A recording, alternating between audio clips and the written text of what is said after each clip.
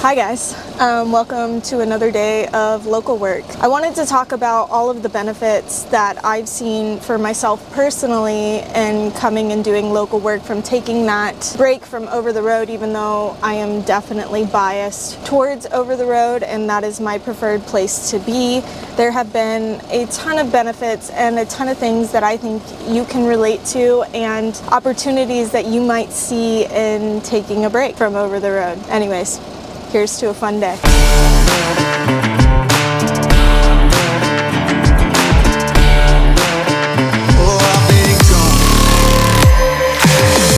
Is this on? Okay.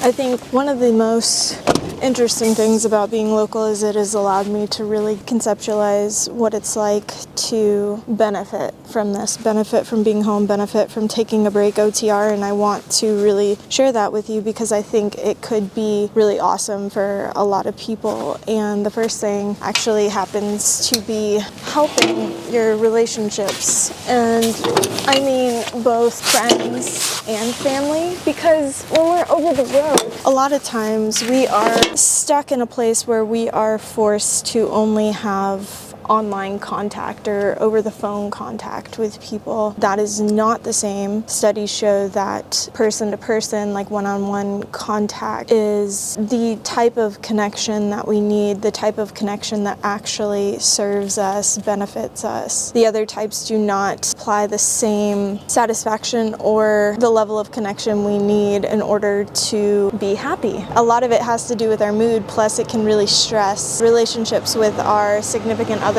A lot of people aren't used to being without their significant other for long periods of time, and it can really test relationships. And like I said, that level of connection is actually super, super important for relationships.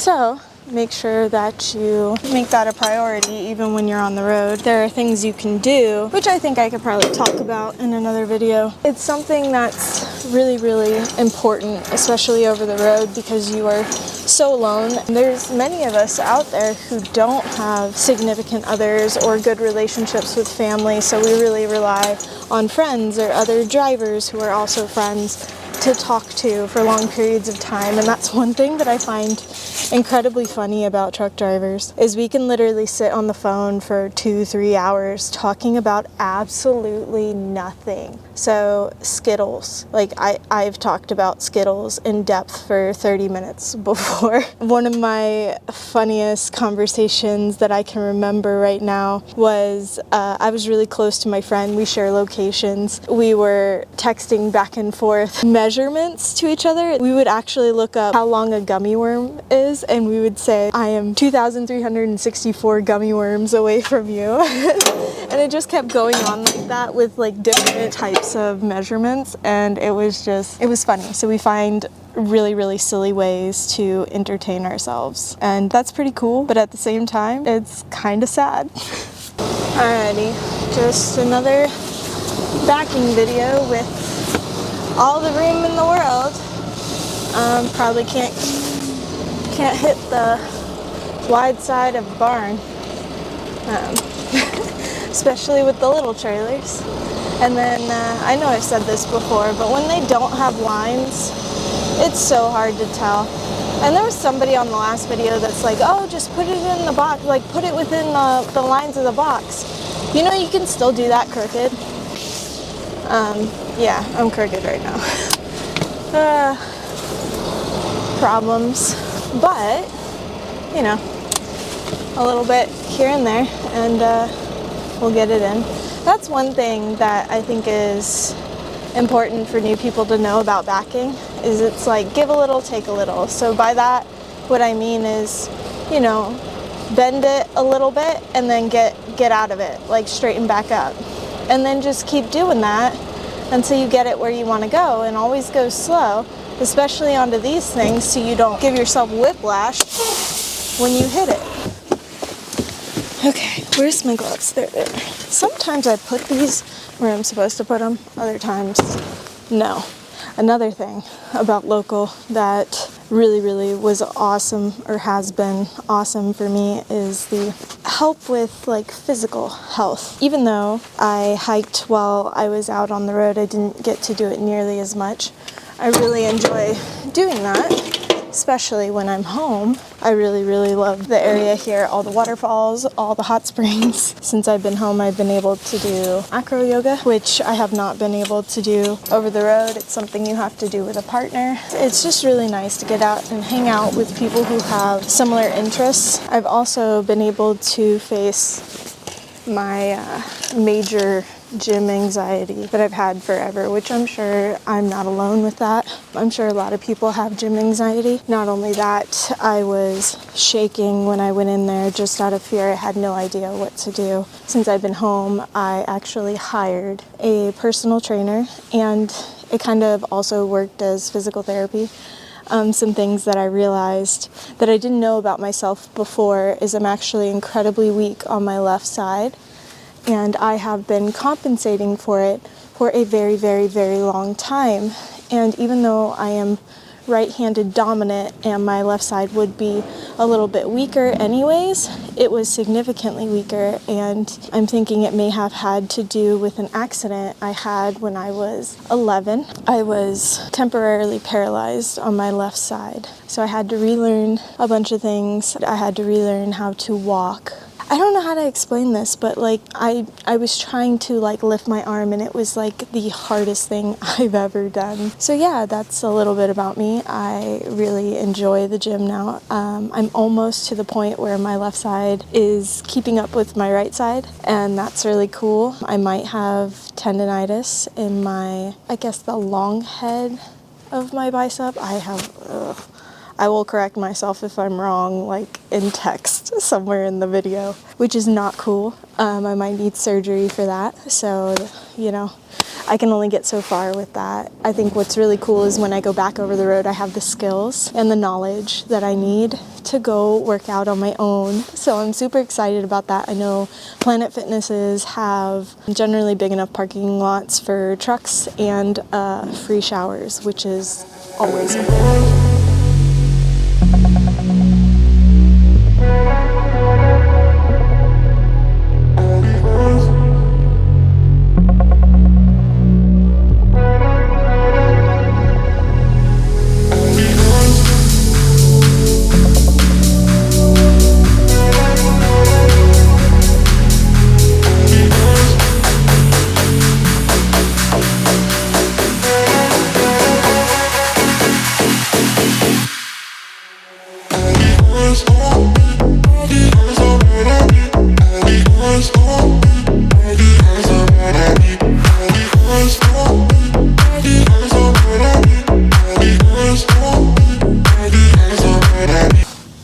Since I don't have too much to do today, I decided to stop at the Flying J. I actually stop here quite often and get the soup.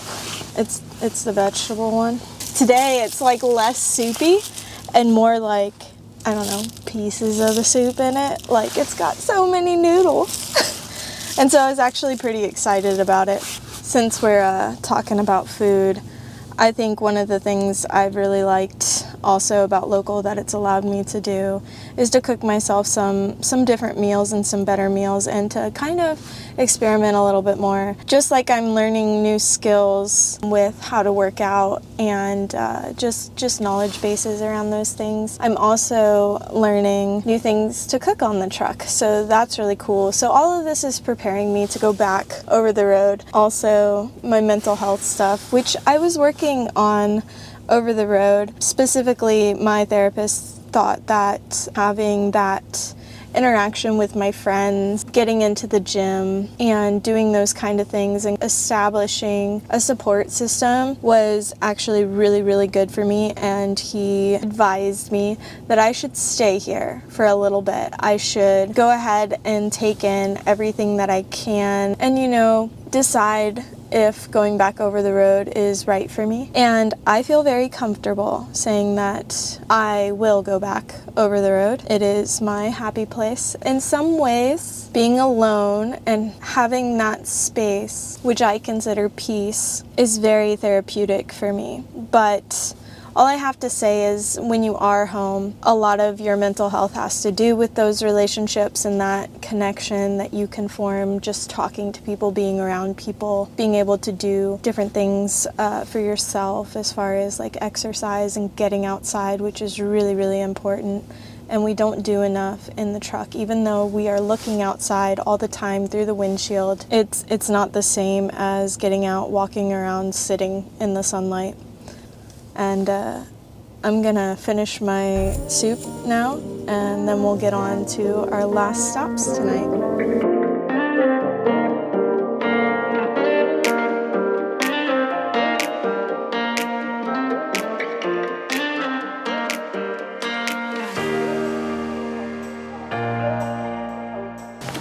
Anyway, so doing local or stopping OTR, you don't actually have to get like a local job in order to take a break. I really like these things. I hope you can see me okay. It's very bright, but they're little electric flares, but they have this extra light, which you can use when you're like chaining. Put it under the trailer, and then you can illuminate the tires and the chains when you're doing all that stuff. All these videos are just full of random tips sometimes, and that's okay. But anyways, what I was saying is when you take your break, you don't just have to choose a local job. You can choose any kind of job. Take a break for a break's sake, for physical health, for mental health, for, you know, learning new skills and things like that. Things to help you when you go back over the road if that's what you're choosing to do. Or maybe you just need a break to figure out whether or not you want to go back over the road. It's important to still live your life, and if you feel like you are not living it to the fullest over the road, and you feel like you're missing out on stuff, which we all make sacrifices, and to each their own, but it's important to make those decisions that feel right to you. And there's nothing that says you can't go back. So as long as you have 1 year and 3 years, so 1 year of truck driving within 3 years. So what that means is if you don't truck for 1 year, and then you truck for 1 year, and then you take 2 years off, and then you apply for a trucking job, you can still get a trucking job because that's 1 year and 3 years. Now say you did truck driving, so 1-2 years truck driving, take the next 3 years off. When you apply again, because you had 2 years within 5 years, you can drive again. And this is pretty much standard across all companies. So just keep that in mind. As long as you keep your med card up, make sure to renew that every year for those people who have to renew yearly, and then every 2 years for the people who need to renew in 2 years. This is probably the least flattering light. I'm sure it looks like I'm doing like one of those scary story things. Just, what a joke. Alrighty, so this is what I was talking about. Was I'm taking this empty that I brought, turning my lights off so you guys can see, and then I always roll down my window so I can see what I'm doing, because my window is super dirty. Anyways, yeah, so I parked the empty in this dock, so then I can just pick up the loaded, which is just the other dock over. Man, hold on. Let's see if we can get this one in here. You know what's funny is I usually get this one like a one-shot wonder, unless you guys are watching, and then I might mess it up. Alrighty, that ain't too bad if I don't say so myself. Okay, back to talking while we work. I feel like they're so pretty when they just got their lights on like that. Anyways, I know a lot of people don't like the newer trucks. I'm not the biggest fan because they're not obviously cool, but I do like the Freightliners. I think they're pretty good looking out of all the bubble trucks, which I heard somebody else using that term the other day, and I'm like, holy crap. I was pretty sure I made up that term, but then again, you never know. Can you see me? I don't know. Let's see. Yeah, I'm sure this is really exciting for you guys to watch. I'm just constantly hooking and unhooking trailers. So much fun.